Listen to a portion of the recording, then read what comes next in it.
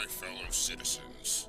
This is an official declaration of martial law. HyperParasite, a roguelite twin-stick action game that's actually pretty cool. Let's start with the premise of the game. In what I assume is the United States, an eye-patch-pimped president asks all the citizens, from normal people to criminals, to arm up against an alien invasion.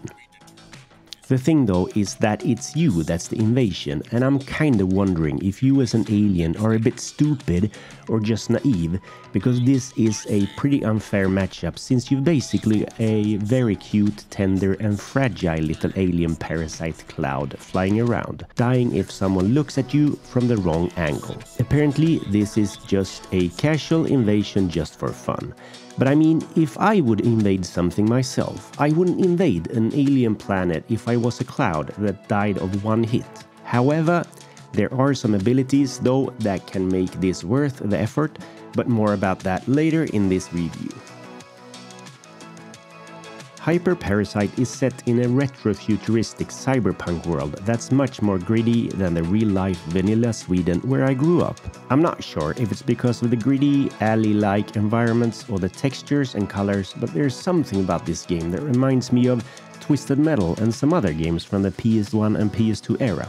I agree with what some people say that the graphics might be a bit janky at times, but I like them.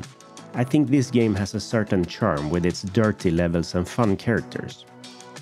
This game is jam-packed with 80s references, synthwave music, neon lights and references to old 80s things.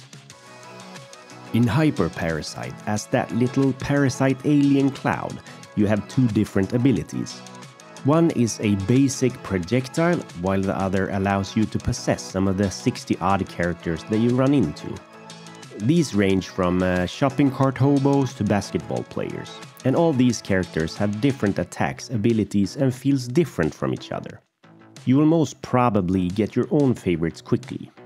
There's one problem though, not all of these characters are accessible from the start, and to make them accessible you have to find them, kill them and bring their little brain to the shop. By bringing them to the shop I don't mean take them to dinner at the shopping mall. No, you have to bring the actual cute little sucker of a brain to the store owner Guido. The brain will then make its way to one of the character slots in a special character hub, and there activate that character. Now when the character is activated, you can now choose to unlock this character as soon as you can afford it. We all know that money comes and goes, and if you get enough cash flow by playing the game, you will soon have enough to unlock your favorite characters. Taking over these host bodies is a lot of fun, because 1. It works like an extra life, and 2. You get to play with a wide set of characters that sometimes bring something new to the table, and hence you won't get bored out of your skull with this game right away. Just be sure that you don't spend too much time as a simple alien parasite, because that fragile state of appearance is delicate like a newborn baby rabbit, one shot with a shotgun and it's toast. When you take over one of these host bodies, you inherit all their weapons and abilities. For instance, when you take over the hobo character, you get to run down enemies with that awesome shopping cart. And as the basketball player, you can slam dunk your enemies and kill them by bouncing the ball against the wall and straight into the enemies. This is kind of a grindy game. Play, unlock, die, play, unlock, die, over and over. That's the normal recipe for roguelites and roguelikes, and it's no difference here. Maybe it feels a bit more grindy at times. The game is kinda tricky from time to time, and dying became a habit for me. However, the bosses are insanely hard for me, and usually we run into bullet hell situations when trying to beat these fuckers up. But even though we're leading a sleep, carnage, die, repeat life here, I want to keep on playing, getting a bit better every time I start over. This is important. I think that the developers did a good job keeping you wanting to play once more again. Okay, I can agree that the presentation and graphics could be better, but what are we? Animals that don't care about gameplay anymore.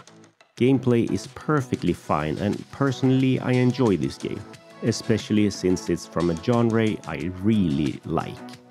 If you want a cool twin-stick action run-and-gun roguelite game, check out HyperParasite from the eShop.